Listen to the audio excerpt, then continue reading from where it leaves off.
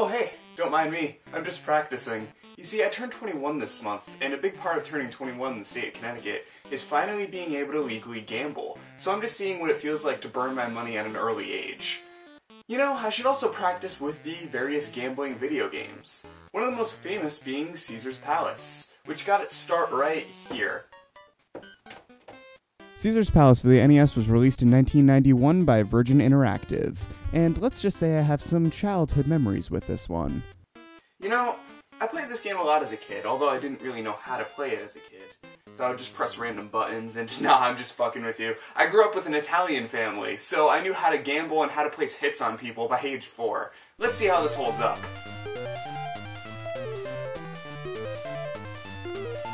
So after arriving at the casino and taking out a $1,000 credit, you get to see the most amazing character that you're going to be identifying yourself with for the rest of the game. Introducing the Cursor. Put this motherfucker in Smash Brothers, Sakurai. So after experimenting with your more pointy bits, you get to navigate around an 8-bit Caesar's Palace, trying out the different slot machines, video pokers, and card tables, like blackjack. There's also roulette wheels and bathrooms. Yes, there are actually bathrooms in this game. Probably my favorite thing about this game is the fact that you're not burning any real money, so you don't feel guilty that you're hurting yourself. Although, unlike all future installments to come later, there is no disclaimer saying that you can't gamble with this game in real life, so go ahead and drain your bank account with your friends. Overall, Caesar's Palace for the NES did a fairly faithful job in bringing the Caesar's Palace experience to your home, especially for an 8-bit console. And the presentation is pretty good. Again, the Cursor is the sexiest video game character ever, but the rest of the game just feels right, and it feels like a good first endeavor for a gambling game at home. They did a pretty good job. But what if we step a generation forward? How did the 16-bit era handle Caesar's Palace? Well, the intro is a hell of a lot flashier than the NES version, which you would come to expect from the next generation of hardware. There's an actual ATM interface for when you log into the game, which is actually kind of cool. But what's the actual gameplay like?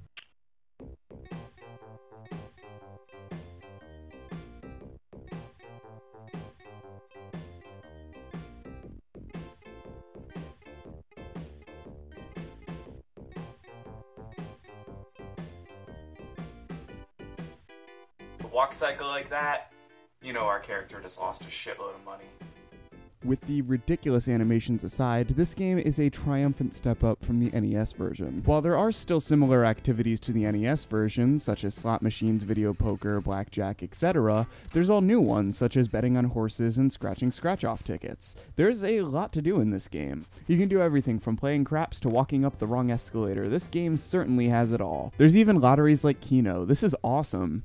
If I have to fault this game for one thing, it's that the controls to get out of the minigames are kind of annoying. I end up just mashing buttons until I leave. There is obviously an actual way you're supposed to get out of the games, but the manual doesn't say so. Overall, Caesar's Palace on the Genesis is a pretty good version of the game. There's a lot to do, a lot to see, and I feel like it's aged pretty damn well. However, what happens when you take a 16-bit game and port it to a portable console?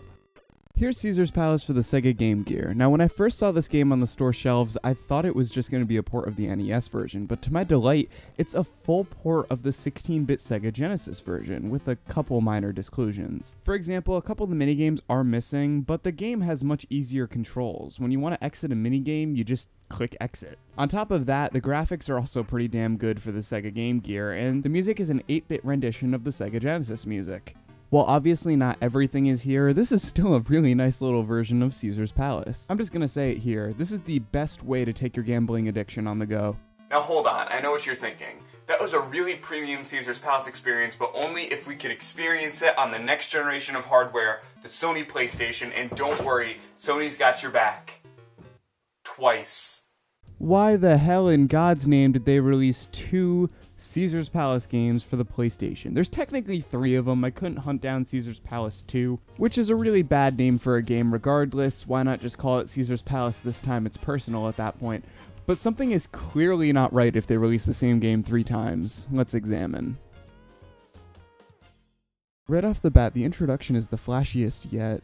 You know, last time that meant something good, so hopefully it means something good this time. Well, here's how you select the games, not with a casino UI, but with a main menu. And get this, Only 4 of the 5 activities are available from the start. The only games that new players can play right off the bat are roulette, blackjack, craps, and slots. The games themselves work, but graphically they're unimpressive. Saying it looks on par with the Sega Genesis version is an insult to the Sega Genesis. While the game does feature actual textures instead of sprites, it loses all of its personality and charm. Also, there's narration that just doesn't shut up, and it's really annoying when you're trying to focus on a casino game and there's someone talking your ear off. Red 21.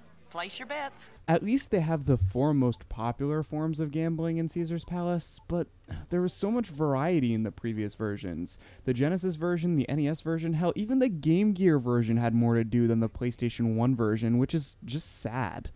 You can make the characters in the game stutter though, which is the most enjoyment I got out of it.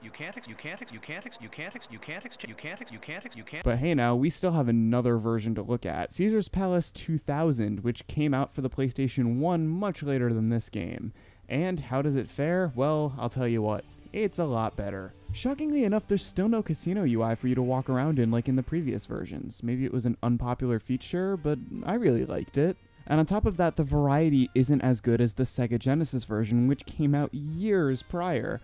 However, there is still pretty good variety for what you get here. They offer what I would assume to be every major casino card game that they actually offer at the real Caesar's Palace, which is a pretty good start, on tops of tons of slot machines, roulette, and a couple mini-games. Although in this game, for some reason, they're called video games. Isn't that what I'm playing?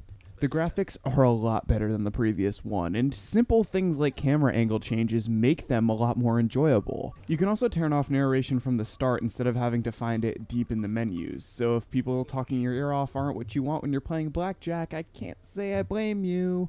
Even simple things like collecting your payouts are fully animated. It just gives the game a lot of life. I can tell this was released late in the PS1 era, however this is what the first game should have been.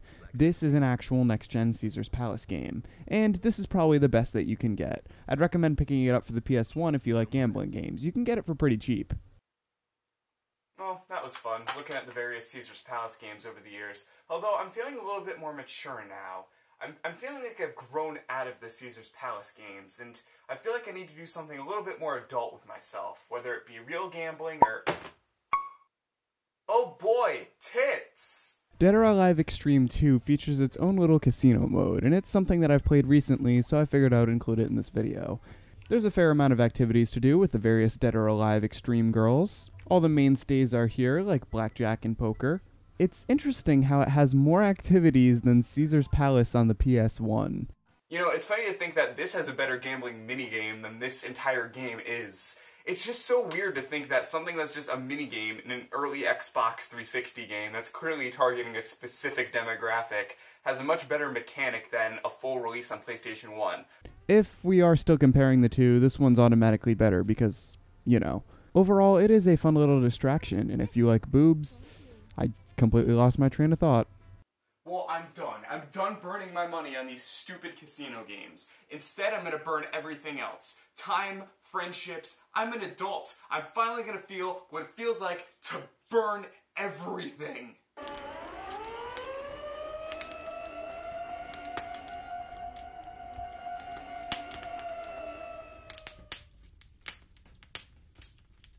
Hey, Mom.